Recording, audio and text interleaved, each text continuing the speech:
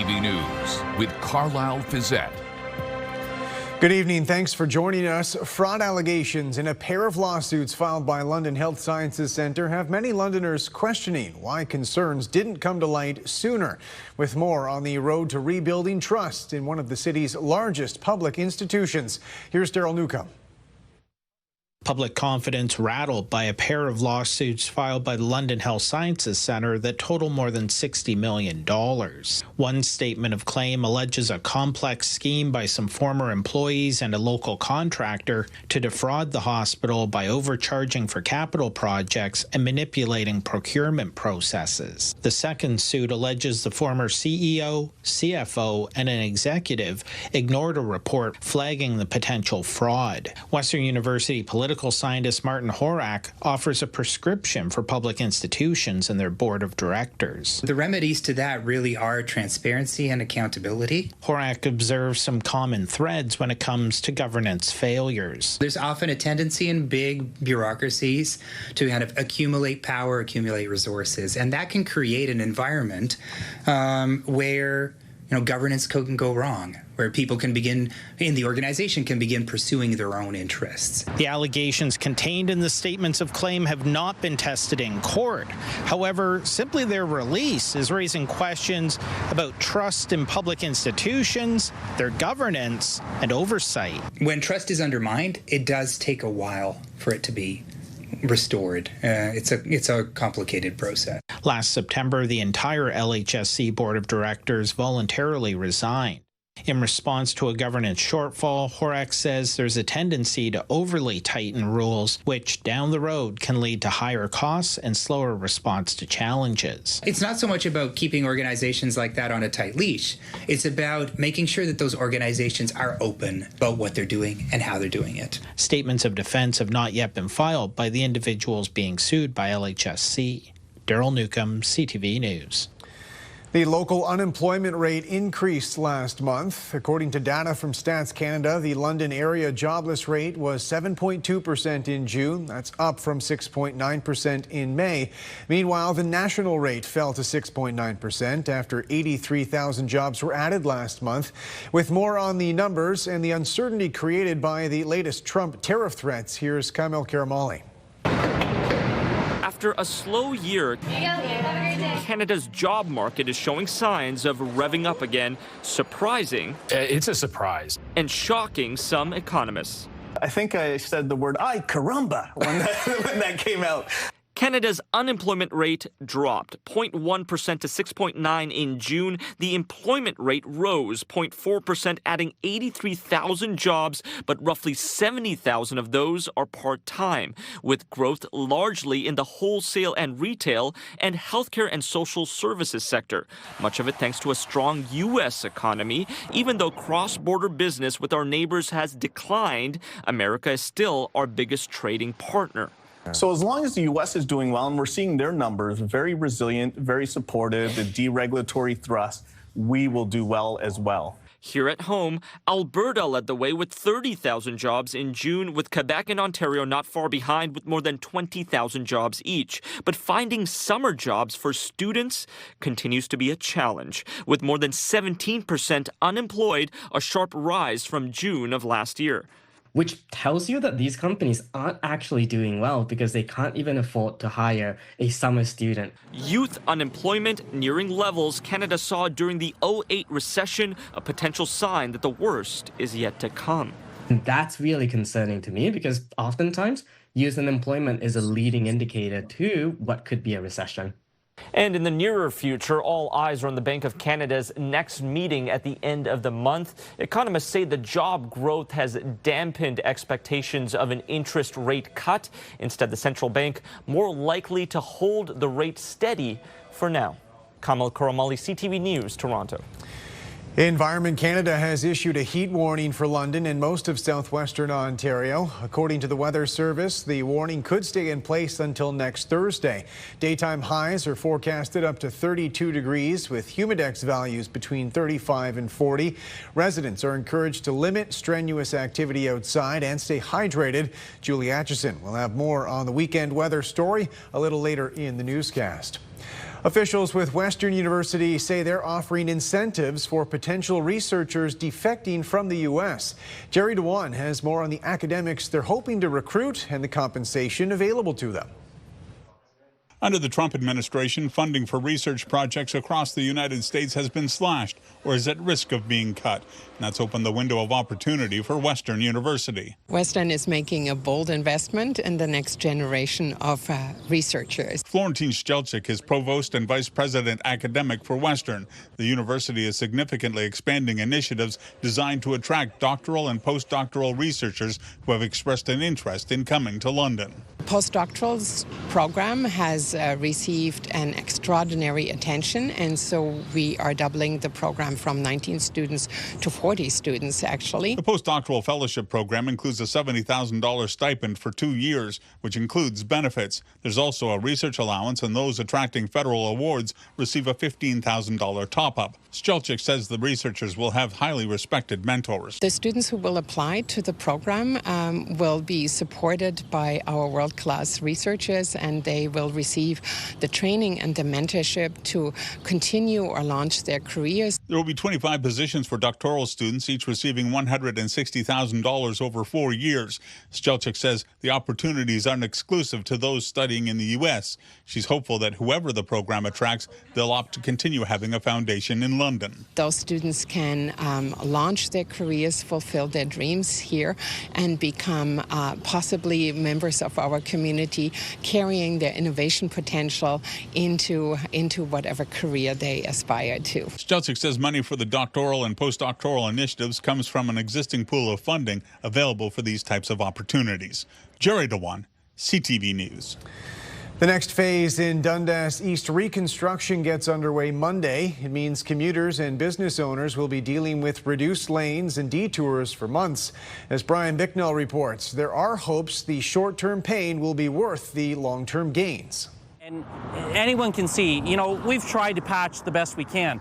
Come winter, when the freeze-thaw cycle starts, those patches are not going to hold, and we're going to be back to huge holes in this road that sees 30,000 vehicles a day traveling on it, so it has to get fixed now. Ward 2 councillor and Deputy Mayor Sean Lewis points to the uneven pavement and potholes along a stretch of Dundas in his ward. He says the days of bumpy rides through Argyle will soon be over. Ripping out all the asphalt, going right down to the aggregate base layer, making the repairs to the base layer, repaving, switching to the other side, and doing the same thing all over again. Beginning Monday, Dundas between Burdick Place and Beatrice Street will have reduced lanes in each direction while the road is reconstructed. 2 weeks notice, they give a letter, and then that's all you get. While businesses will remain open, garage owner James Patrick worries it will be hard for customers to get to his shop. I think it's a terrible idea to do it this time of year when you have Oxford all ripped up. People can't get through at all.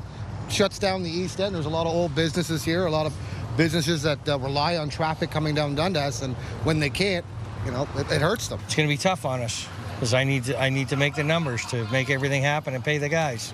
The city says sidewalks will be temporarily closed at times and pedestrians detoured.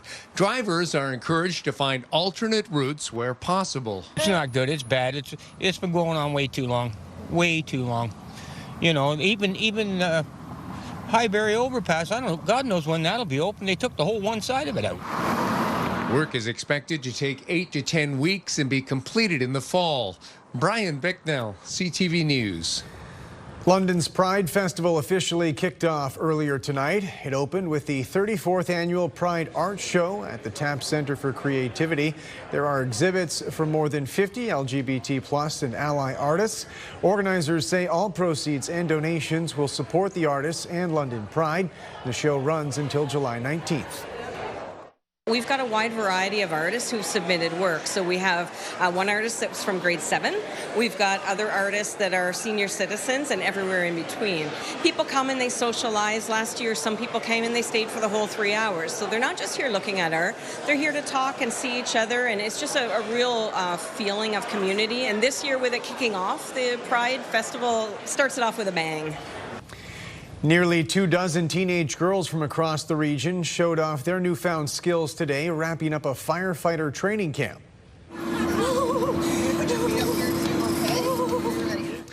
The Future Firefighters in Training program put 23 girls between 15 and 19 years old through the paces this week. Organizers call it an intense and physically demanding process, introducing young women to a possible career in firefighting. Today's activities included aerial ladders, rappelling down a training tower, and mock rescue scenarios.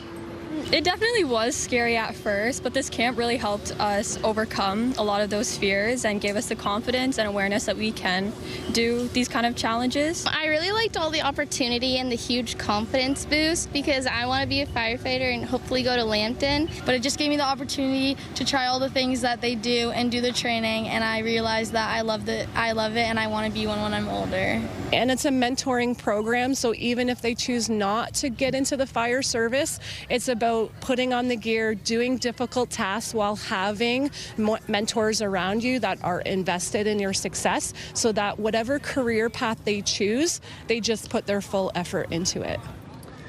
A funeral home in Chatham will soon offer a first-of-its-kind service in southwestern Ontario, a water-based alternative to cremation. As Chris Campbell reports, the process is considered a more environmentally friendly way to say goodbye. It looks like a cross between a hospital appliance and a hot water tank, but what happens inside is far more unique. The process itself replaces flame with water.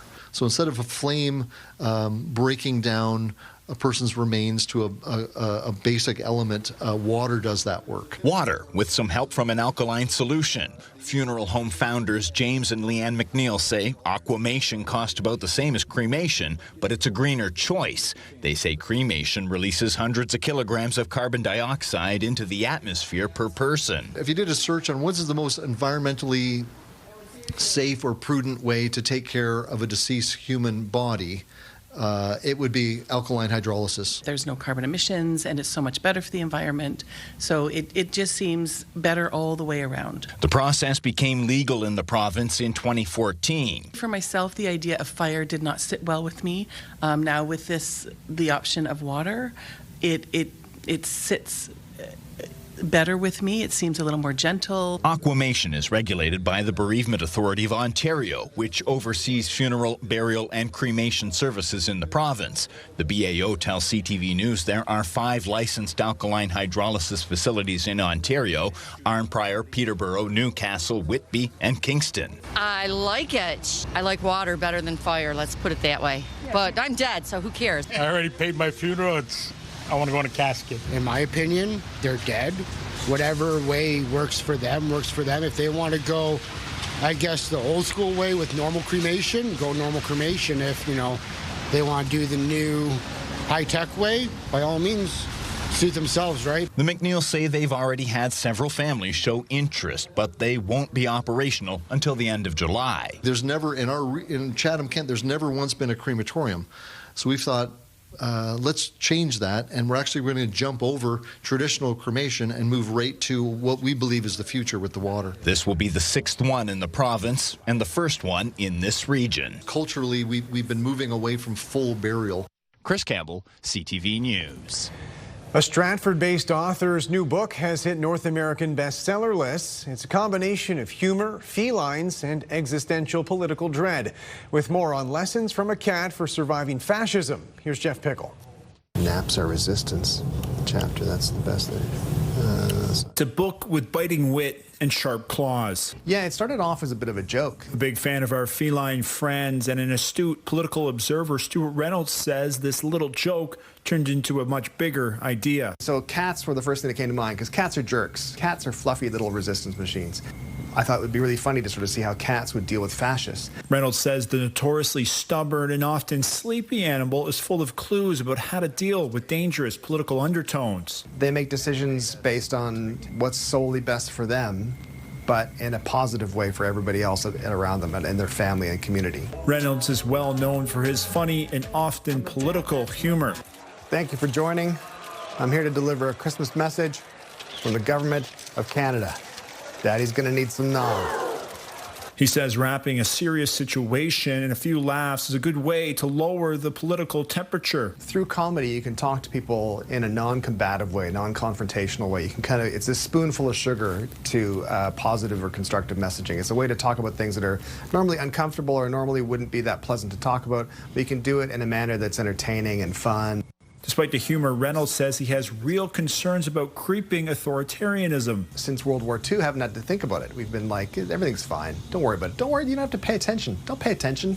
And then realizing, I think we've kind of let go of the wheel a little bit. With the book on shelves since June of this year. I've been referring to the book as a silly little book for smart people or a smart book for silly people. It's hit the bestseller list in Canada and the United States, sharing the four-legged art of resistance around the globe. Jeff Pickle, CTV News, Stratford. Still to come, overseas surgery gone wrong. The cosmetic procedure a Canadian left the country for and the health complications she came home with.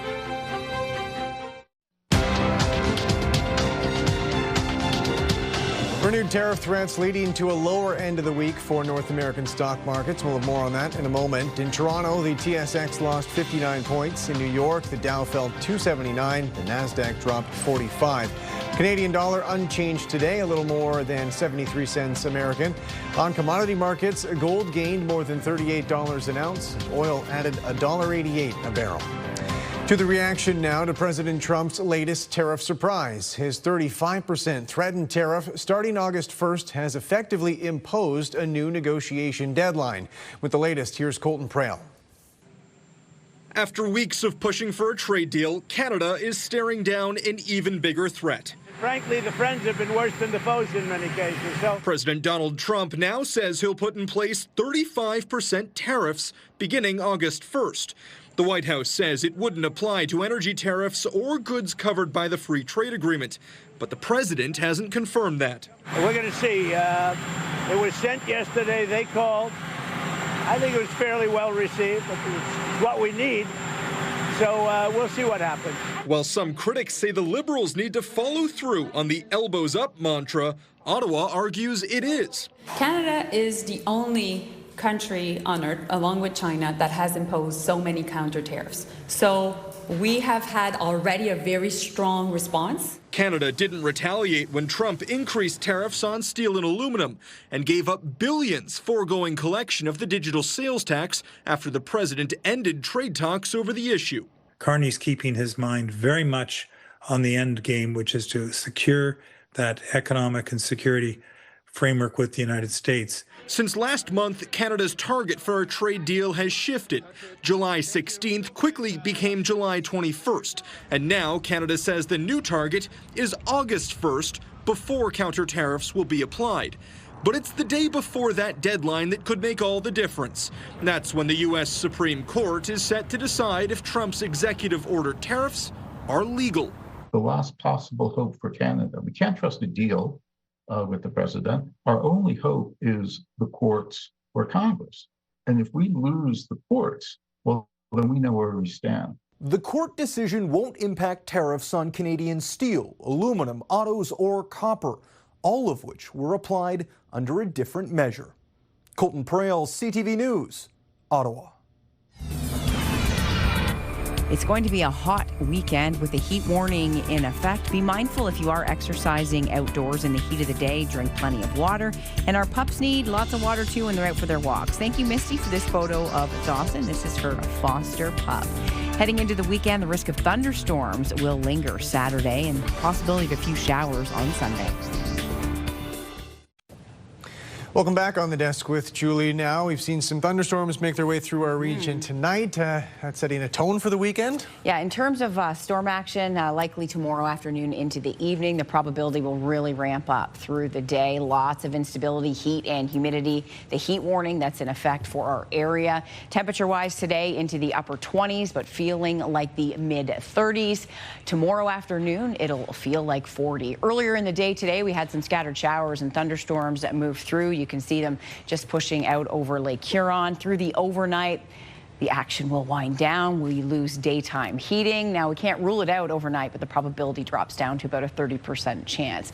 This wavy boundary lifting northward as a warm front heading through the day tomorrow, putting us back into the warm sector. Now, across Canada today, temperatures in Western Canada were 17 to 23 degrees, starting to warm up. But the big weather story has been in through Manitoba, once again issuing a state of emergency for the second time this season due to the forest fires. You can see the forest fire smoke that's in place. This map reading the black carbon. So air quality levels through the day today have been treacherous, and heading into the evening, really poor, extremely poor. Overnight, 20 in London, 19 to 21 as we head to Midwestern Ontario. Now, as we go out 24 hours, overnight, as I mentioned, things will calm down, but we could see some showers with the possibility of some thunderstorms in the Bruce Peninsula first thing in the morning. And then heading into the afternoon, things get quite active. Lots of daytime heating, humidity around, and you just need a little trigger. Even a lake breeze brings storm action. So you can see the storms that will be moving through. The main threats will be torrential downpours, damaging wind gusts, even the risk for hail. Now, with some of these storms, you can see how they just bubble up. They become quite isolated in nature, so not everyone picks them up, but if you get under one, definitely changes your plans quite quickly. Heading into Sunday, there's still a chance for some showers. So your Saturday will start nice and sunny, beautiful morning, 28 with a mix of sun and cloud by lunchtime, and 31 with a 60% chance of scattered showers and thunderstorms, feeling like 41 in our backdrop, of course, the St. Thomas Elevated Park. It's beautiful up there if you haven't checked it out. Our East Park forecast for Sunday, showers in 28. Mainly sunny heading into Monday and Tuesday. Daytime highs 30, 27 with evening showers Wednesday, and the chance for showers Thursday into Friday. So Saturday will be the hottest day over the next 7 and intensely humid, and then conditions improving just a bit. But it's still going to be warm out there. The heat warning could be for multiple days, so we'll be keeping an eye on that for you. If you are spending a lot of time outside through your Saturday, just be mindful of how warm it gets. 31, feeling like 40 if you've planned a beach day. Just be prepared for a few pop-up thunderstorms. A few showers around on Sunday, but not a wash, and mainly sunny Monday into Tuesday. Daytime highs as we head through Huron, Perth, Grey Bruce, 28 to 30 degrees. That is a wrap on your weekend forecast. Carlyle, back to you. Thanks, Julie. A Quebec woman is warning people tonight about the dangers of cosmetic surgery tourism. She went to Colombia for a pair of procedures and came home with serious complications. Matt Gilmore has the story and a warning. Viewers may find some of the images in this story disturbing. 5 years ago, Alexandra Denis Berube found out she had a benign tumor in one of her breasts. She was put on a wait list for surgery that would have taken 4 or 5 years, so she decided to go private. The cost of removal plus a breast lift was $16,000. That's when a friend recommended she consider getting the procedure done in Colombia. When you're at the grocery store and you have two different apples, but look the same, you will choose automatically the cheaper one. So this is why I took this decision. Instead of $16,000, the surgery cost just $3,000. But Denis Berube quickly found out she wasn't comparing apples to apples. When I arrived in Quebec, all the complications arrived at the same time. It turns out the surgeon had used non-dissolving stitches, which her body was now rejecting. One by one, the stitches started to come out through her now reopened wounds. All of my scars are open. So it took 5 months to close them. At the same time, she was dealing with complications from a second procedure called a Brazilian butt lift, or BBL. An infection caused serious bruises on her hips and stomach. I would say 90% of our patients that we see complications of plastic surgery come from abroad. Dr. Hani Sino is a cosmetic surgeon in Montreal and is not involved in Denis Berube's case. He says since the cosmetic tourism trend has taken off on social media, he's seen an increase in the number of hospitalizations due to complications.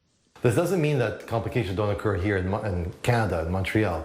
What it does mean is that the patients don't have adequate follow-up. Denis Berube says her decision to try to save some money ended up costing her more in both physical and psychological suffering. Since her trip to Colombia, she's had to do 2 more surgeries and still has at least 1 more to come.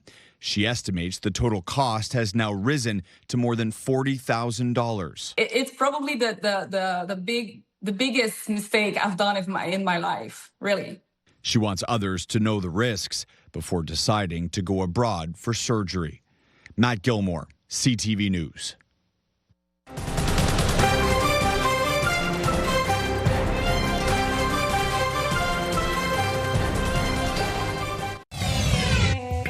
CTV News London has a newsletter helping you start your day with the latest local headlines. By signing up, you'll get local news content from CTV London direct to your inbox, including top stories, the forecast, and videos.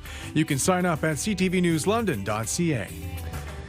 Finally tonight, a Southwestern Ontario librarian remixing one of the top pop songs of the year, hoping to bring more bookworms to the club. The Summer Reading Club, that is. Spencer Turcotte reports. Despite being released 5 years ago, Chapel Roan's Pink Pony Club has hit the top of pop charts. It's where I belong, down at the Pink Pony Club. The Waterloo Public Library saw an opportunity. With the success of Pink Pony Club, I thought, what better song to morph into a library anthem? I heard that there's a special place with books and fun that's bound to put a smile on your face. Library programmer Grace Carruthers took advantage of her musical talents to cover Pink Pony Club to promote their Summer Reading Club. Summer Reading Club, I'm gonna keep on reading. The word similarity was just a beautiful coincidence. And she has this one dance move that she does where she reaches up and out. And I thought, you're just shelving books. While it's sure to draw attention, it's not all about fun. Summer Reading Club was initiated to help mitigate the summer slide. So evidence has shown that over those 2 months when kids are off from school, that there can be some regression in their learning. Their target audience is children ages 4 to 12. The more kids read through the club, the better chance they have to win bi-weekly prizes and a grand prize at the end of the summer. Our hope is that children will just gain a love of literacy, a love of reading, that they'll really want to engage with the stories, that they'll find themselves in new adventures. So whether it's the Pink Pony Club or Summer Reading Club, this adventure meets kids where they're at. I chose a song that I knew kids would know, but that maybe they would have to be listening to a censored version. I thought, why not give them a version that's just for them? Spencer Turcotte, CTV News, Waterloo. That's it for us. Thanks for watching. For all of us at CTV News London, I'm Carlyle Fiset. Have a great weekend.